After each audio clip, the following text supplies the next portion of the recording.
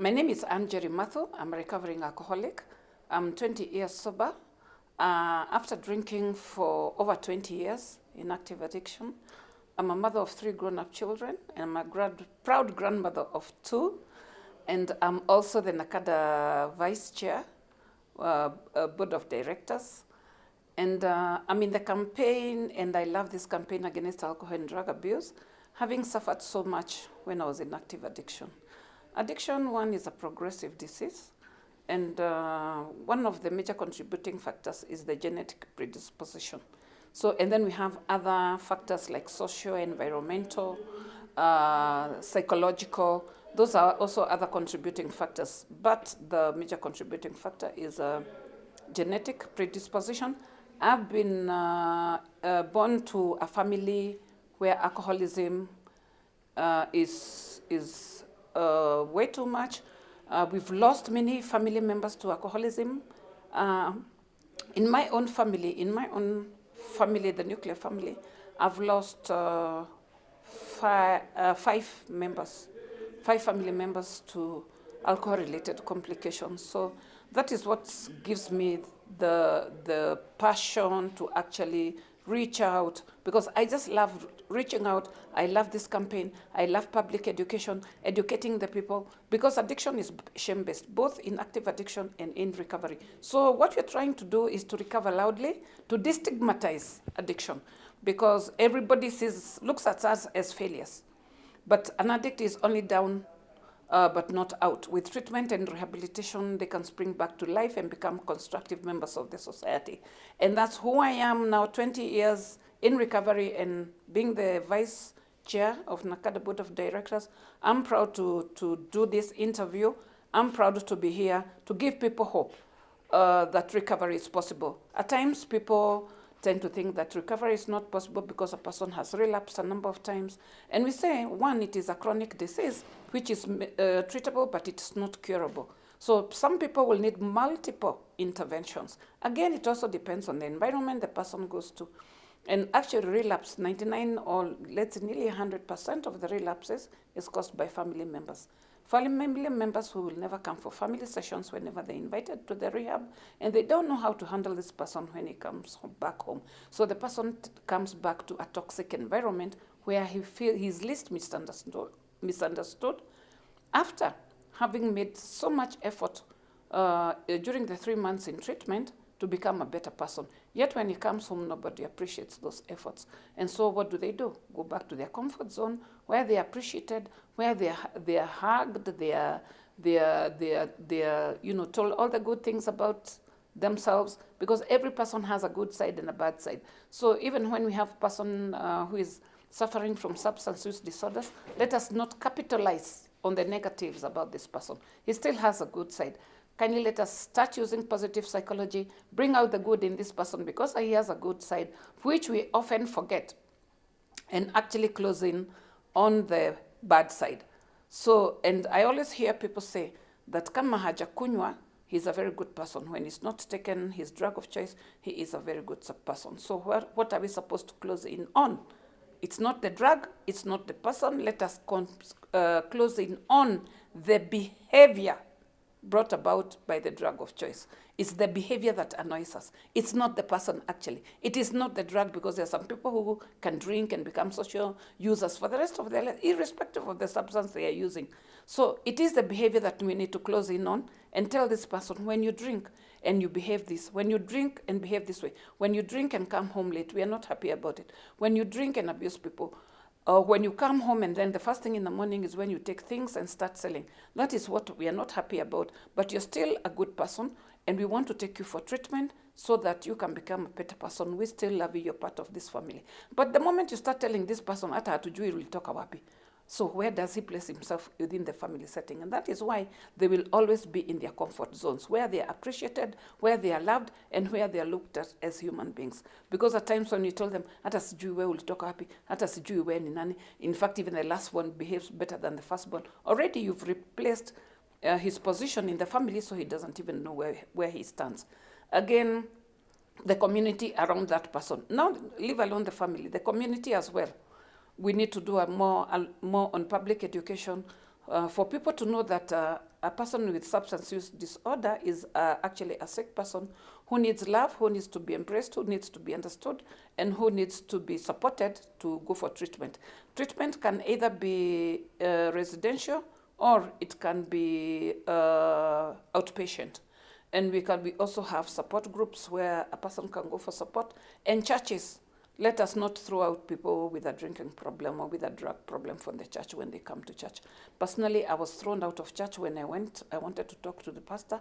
I wanted to be prayed for. I wanted to get born again, but I was thrown out of church. And actually, that's the first time I attempted suicide. So let's embrace these people, because when they come to church, that's their last option. That is usually their last option. So when you throw them out, where do you want them to go? The family has rejected them. The society has rejected them. So faith-based organizations, let's embrace these people. Let us hold hands in this campaign. This campaign calls for collective responsibility. We should all come on board and say what we can do to make our nation a drug-free nation and not a drinking nation. I had my first drink when I was 10 years old, and I was given by my father. I had my first cigarette when I was 10 years old. I was given by my father again. So early exposure was a major contributing factor to my drinking. My father was an alcoholic. I come from a family that has a drinking problem. And actually my drinking, addiction is a progressive disease. So it has 5 stages. So you move from one stage to another, you keep on graduating. So the first time that I realized that my drinking was getting out of hand is actually when I failed my 4th form exams. Otherwise, these other times it was just drinking, even when I was in primary school, once in a while. Only when we had an occasion, and then when we started off with Muratina, which was actually considered a harmless African brew. Muratina then was medicinal and was used only for special occasions.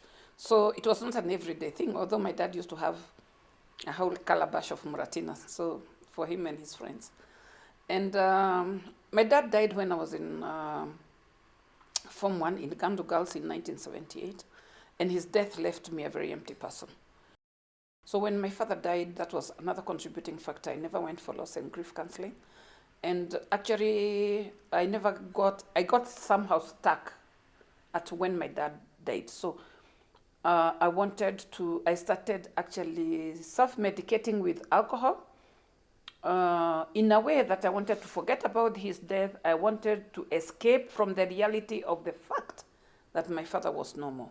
So it was a very difficult moment for me, especially in school, when I went back to school and everybody wanted me to behave normally.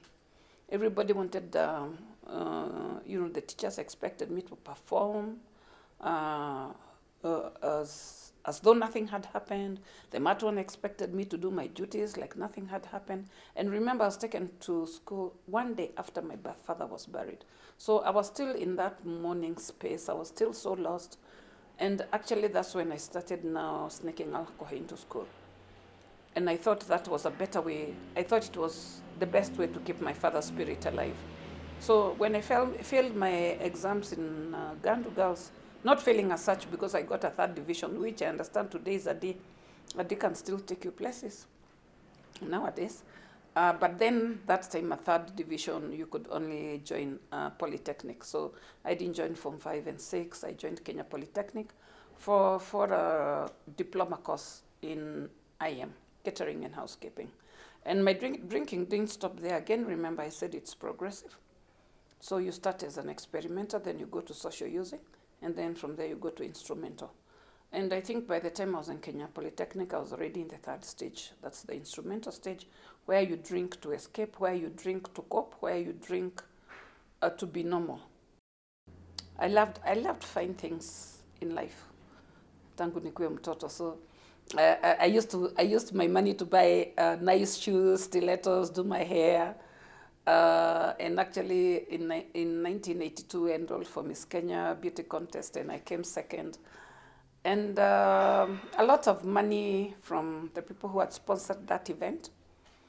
And my drinking now got worse. So I worked in 3 institutions: Moi Ikweta Girls, Pan Africa Hotel, and Kerichoti Hotel. But I lost those jobs because of drinking, because now I started drinking early in the morning, because already now I'd gotten to the the fourth stage of addiction, which is habitual. The habitual stage is where now you start losing jobs, you lose family, you lose friends, you lose your drug of choice, and you go to actually cheaper ones, because now there's a time I was drinking Maya's Ram, there's a time I was drinking Captain Morgan, Southern Comfort, those fine drinks. And then I started now changing clubs, you start changing friends, depending on what stage of addiction that you are in. In habitual, once you lose your job, you lose touch with your friends, because nobody wants to be associated with a person who is not working, because the fact remains that if you're not working, you're not buying. So you cannot be ati wewe ni kununuliwa tu na kukaa hapo na kuonyesha watu meno. So they will not go for that. And my drinking became worse until a friend of mine came and took me to Germany, thinking that by relocating was going to help. But actually we relocated the problem. Alcohol in Germany is very cheap. It's cheaper than food.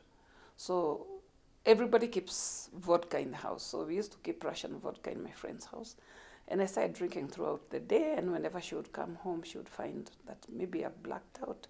And so she said no more alcohol in the house. So the only thing I was allowed to do was to smoke.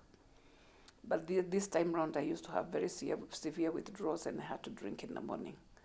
So that's when one day I went to a bar called Cafe Duck, where we used to frequent, with very severe shakes. So when the owner of Cafe Duck saw me, he just gave me 4 tots of Russian vodka free of charge, and then another 4 I stabilized. And I decided now it's time to start manipulating people to get money. We are liars, expert manipulators. And I'm saying we because I still associate myself with the people who are suffering and the people who are in recovery. So, and I always say I'm a recovering alcoholic because, like I said earlier on, it's treatable, but it's not curable. So it's a relapsing disease. So I'm still in that space of we. So we are expert liars, expert manipulators. And actually, I found a chance or a space where I could manipulate people, tell them about Kenya, tell them about the Kenya wildlife, and they pay me. It was not for free. And that is how I could finance my drinking. Until now, I came back to Kenya with a Mzungu who was very old and who was very sickly. We got married because, again, you have to have a plan B. So I knew if this Mzungu died and I inherited his money and his house and everything else, that was going to be cool. That would sustain my drinking. I had plans to invite my brother, who was my best man in my wedding, so that he can also come to Germany, and also my mom. So we had big plans, but they are all selfish plans, because we are looking forward for this person to die so that you can benefit. So a person with substance use disorder is a very selfish person. The thoughts are selfish because everything revolves around you. Not even the children, not even everybody else, but it's a selfish disease, very, very selfish.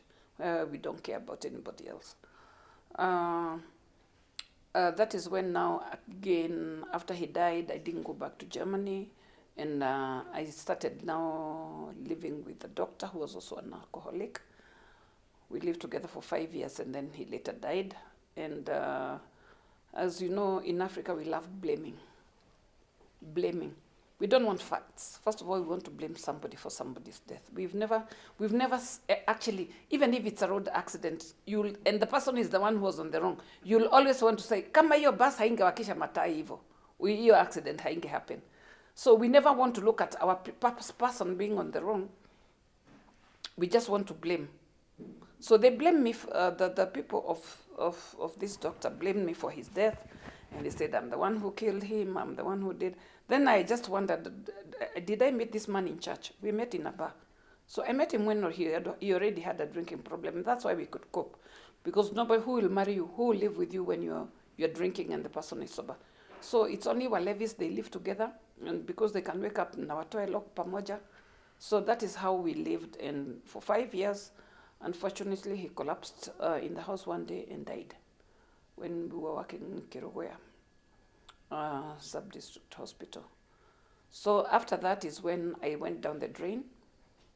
I started drinking second-generation alcoholic drinks, and eventually I ended up in the chang'aa dens. So rent became too expensive, and I moved into the slums of Thika, and that's where I was actually rescued from and taken to rehab. So that was the primary purpose for stopping to drink.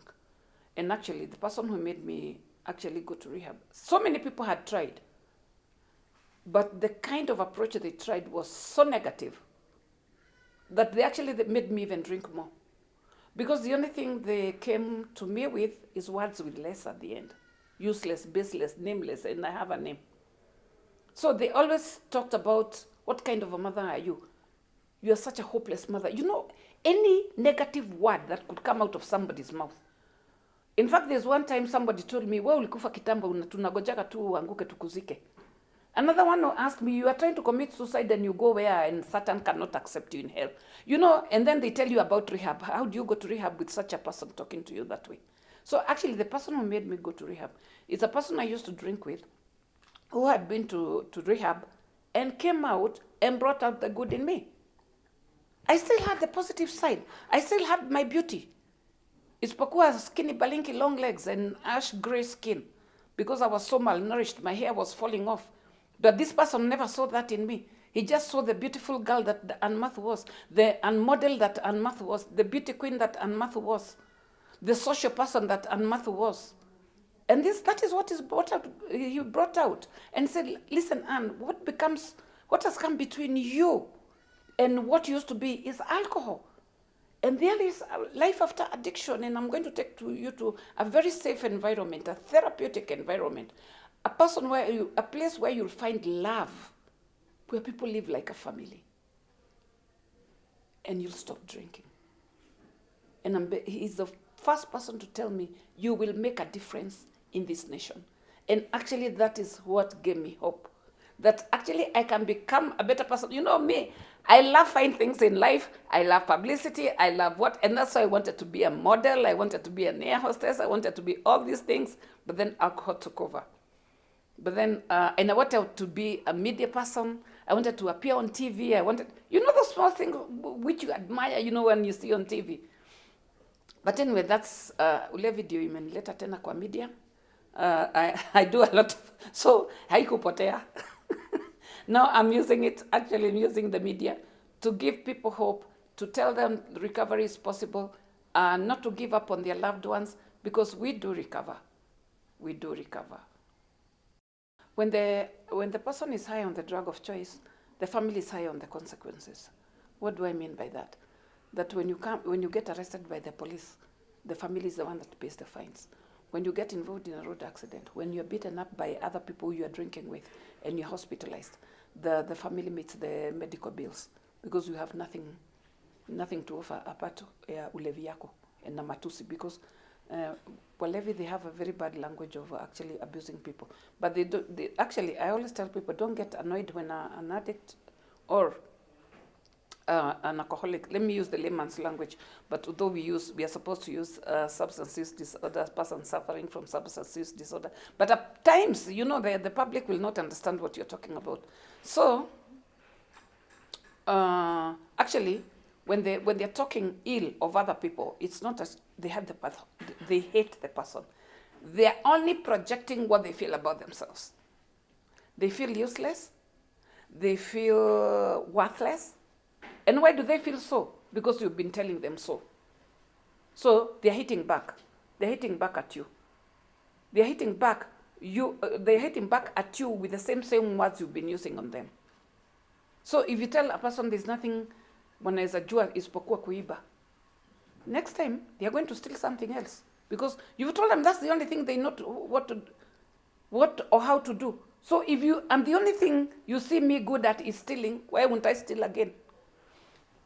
And so that's why even in treatment facilities, like I said, I also work at Dove Mental Health and Rehabilitation Center as a recovery coach. This is what we advocate for family therapy, family therapy, family therapy, family therapy. Why? Because a family with a family with a person with this disorder is a very dysfunctional family, especially if this person is the head of the house.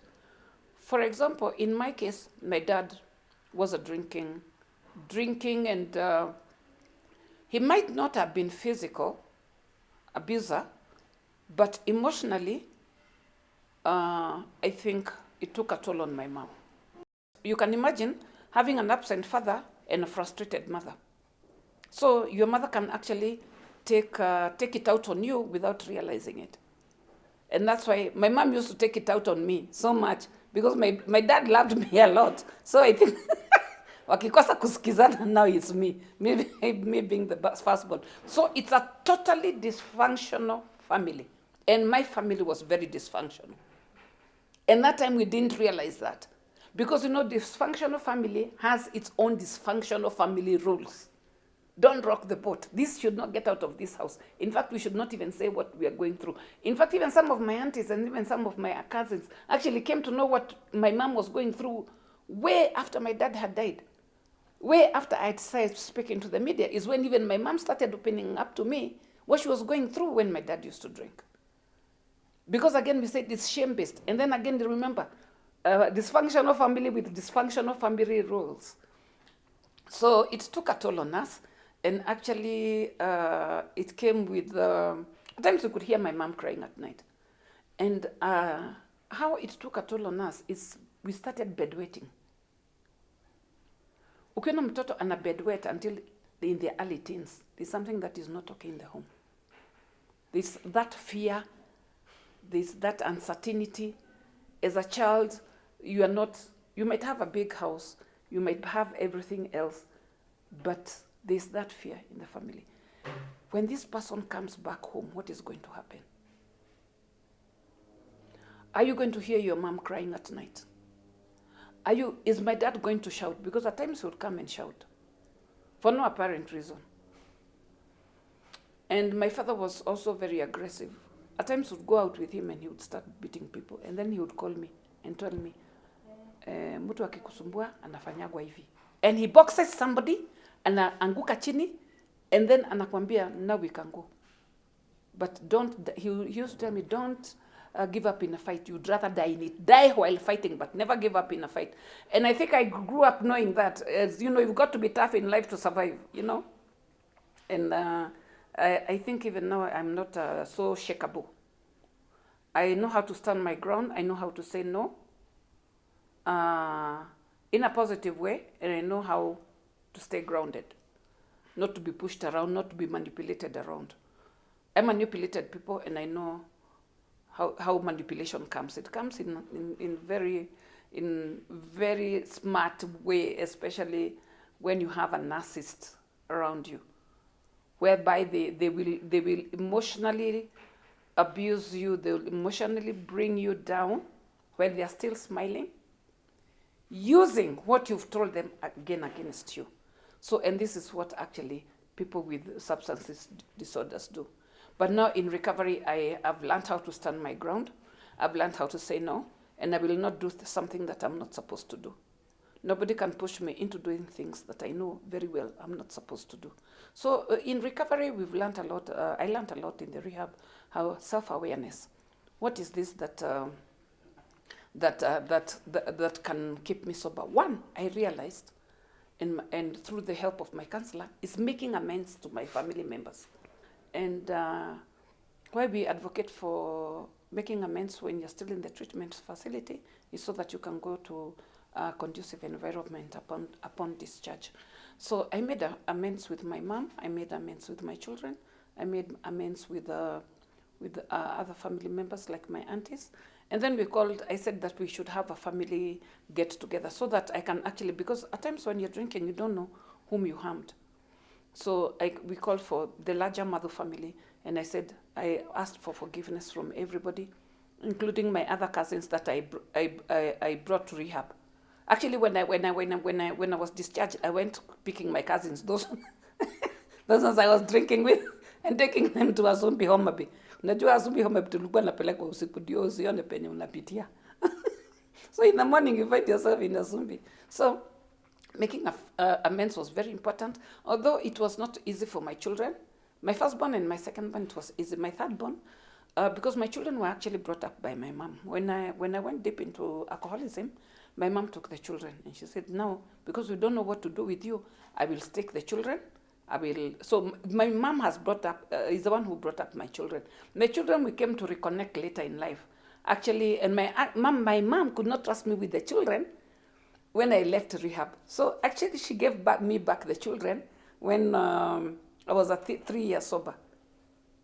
And actually she had to come and see where I was staying. Ati ile nyumba nakaa kama iko karibu na bar, no, I'm not giving you back the children. So actually when I got a job in NACADA is when she said, "No, I believe if you're working in NACADA now, you can take the children." But that time my son was joining Form 1 in Moho Boys. My daughter was still in a boarding school, primary. The other one was in USIU. So at least those ones, they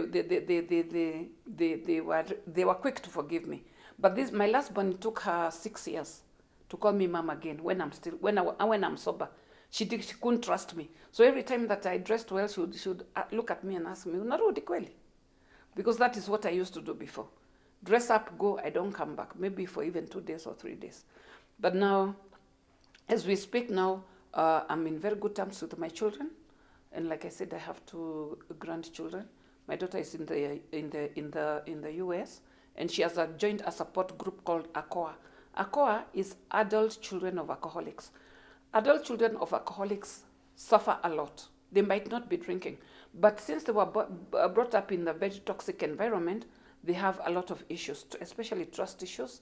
They don't trust anybody because if they could not trust their own parents, who else can they trust? So they have trust issues. They don't stay in relationships. They want to control everybody because they were used to controlling their siblings. Like even my daughter at times, even she would ask me, "Na kesho unaenda kazi ngapi na saa ngapi na unavaa nini?" You know, it's like, I said, please join ACOA so that you stop controlling people and start taking care of your life.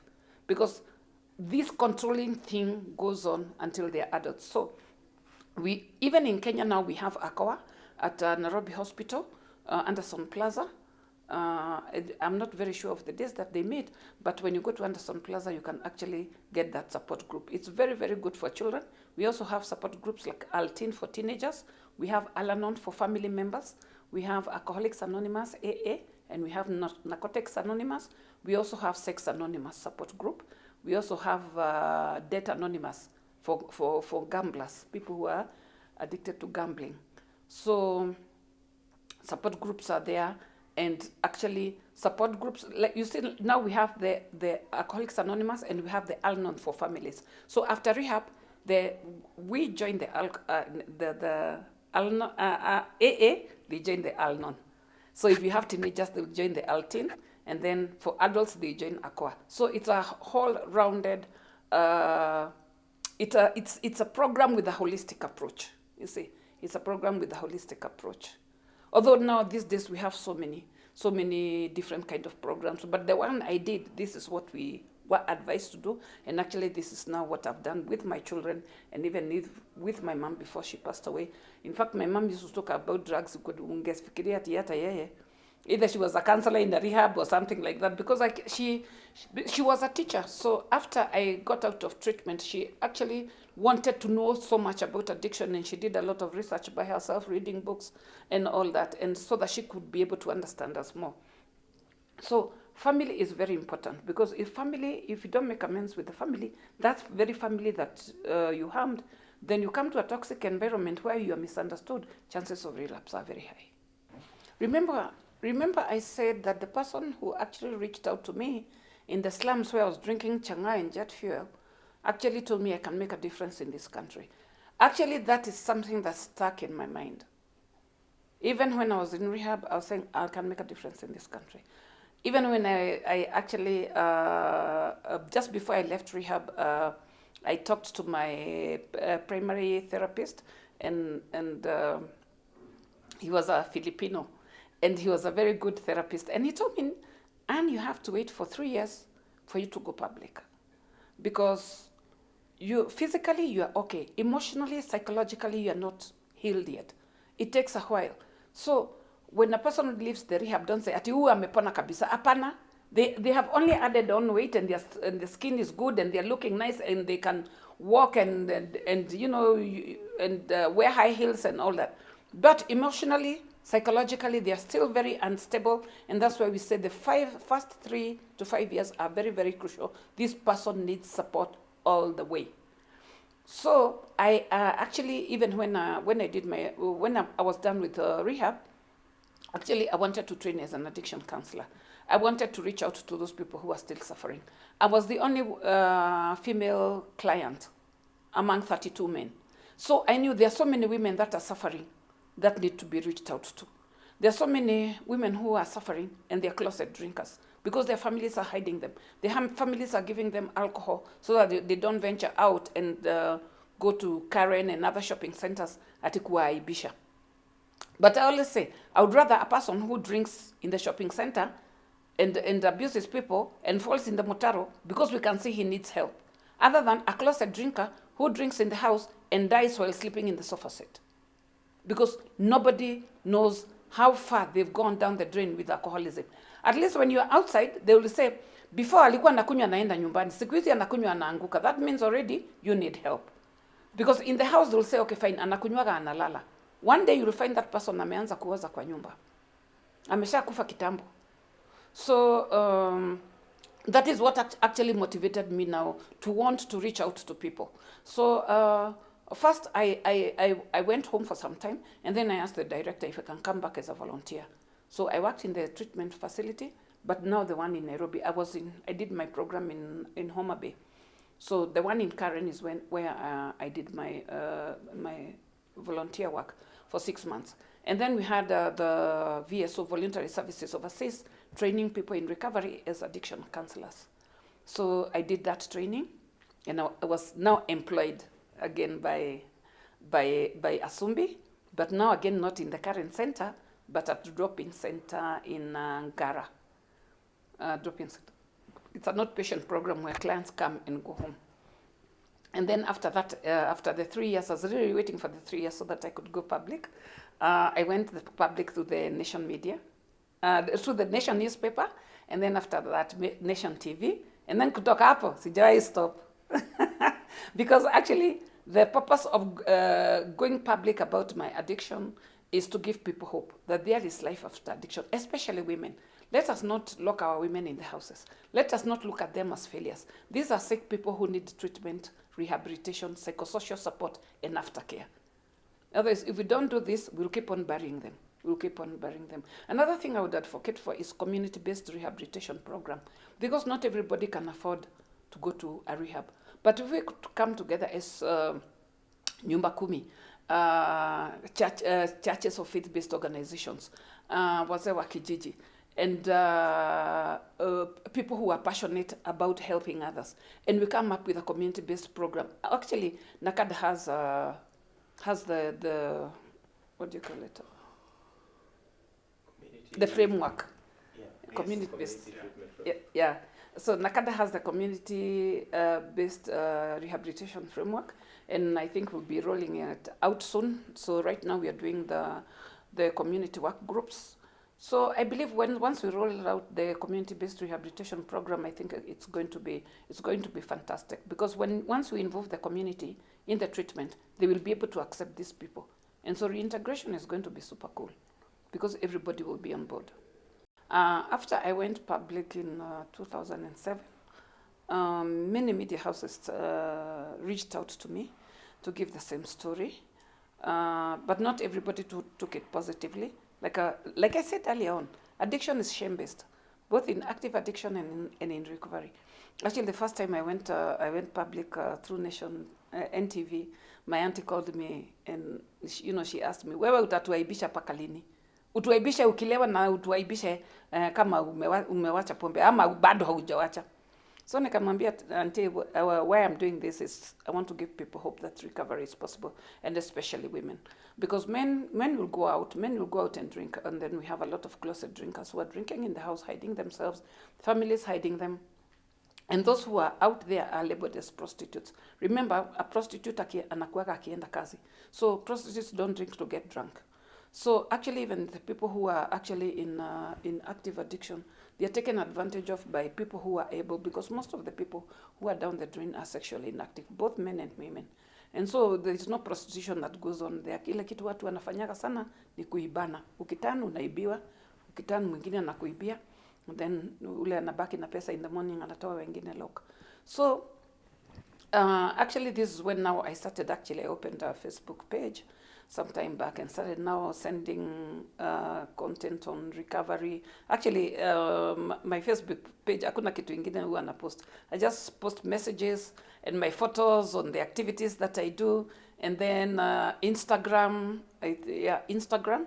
I joined Instagram, I think was it last year or last year, but one. And out of the stories that, out of my story, I think I've reached out to many people, very many people, because even at times you just go on the streets. The other day I was at KU, Kenyatta University Referral Hospital, and some young ladies just told me, "Hi, I'm Mathu," and I was like, "I mean, how do you know me?" Ati wewe ni friend yetu TikTok. Ati we have sisi ni fans wako. And then I went to Nairobi Hospital. Then nurses are telling me, "Oh, and Mathu, you are doing a very good job. We saw you on Lynn Goge show." So actually, some people might not take it well. That what I say about my past is my past. I mean, I don't live there anymore. So why are you ashamed? Some people are ashamed on our behalf.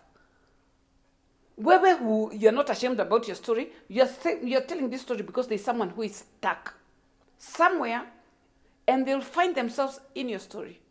Okay? Oh, they'll find themselves in my story, and you'll get a lot of messages in the inbox and all that. And then my daughter the other day called me and told me, "Mom, you know what? There are a lot of people who actually, a lot of young people who you need to reach out to. And these people don't watch these long programs of 1.5 hours. So I asked them, "What am I supposed to do?" She said, "Go on TikTok." I said, "I don't even know how to open a TikTok account."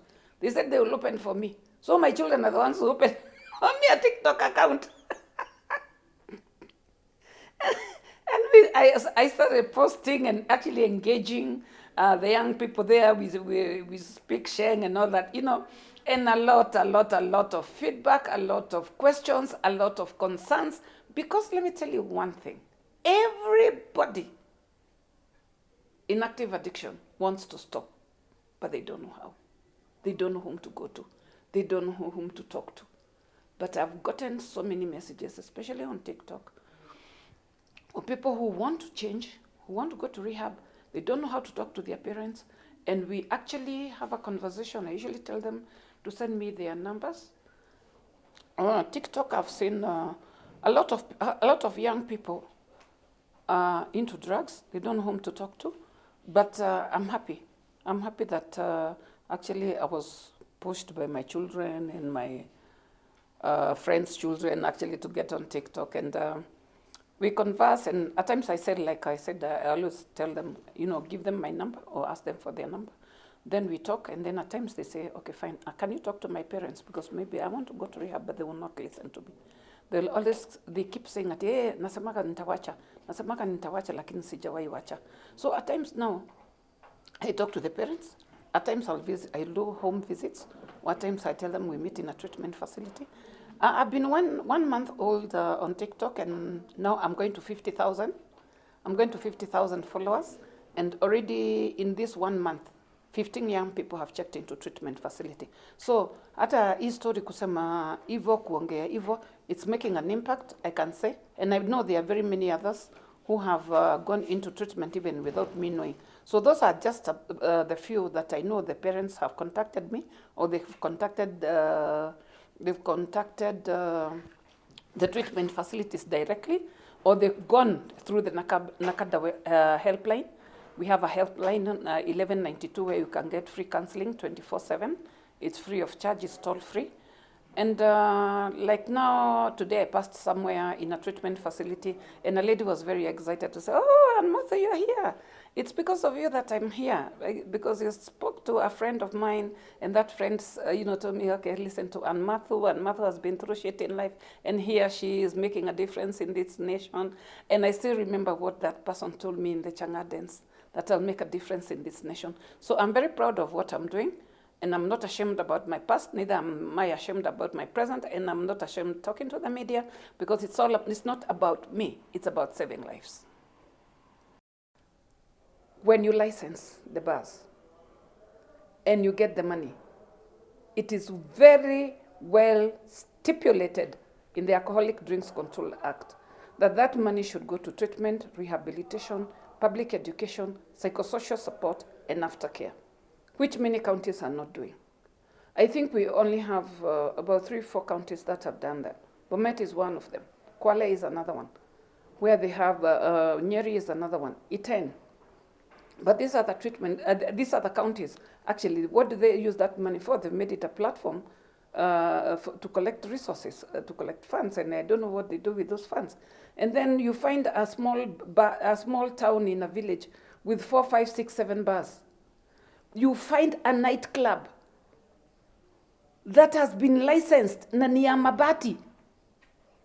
In fact, it has not even been cemented. The floor is matope, and it has the license of a nightclub here in Keno.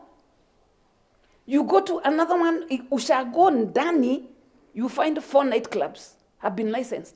You try to look for what you call a nightclub in there, because a nightclub is supposed to be it should have soundproof. Ini mabati ata afadhali mbao. Ama matope, because matope is a little bit of, it has some soundproof yenyewe ya ukweli ya natural. But hii ni nyumba ya mabati na imepatiwa license ya nightclub. Another license that is being misused by so many people is a bar and restaurant.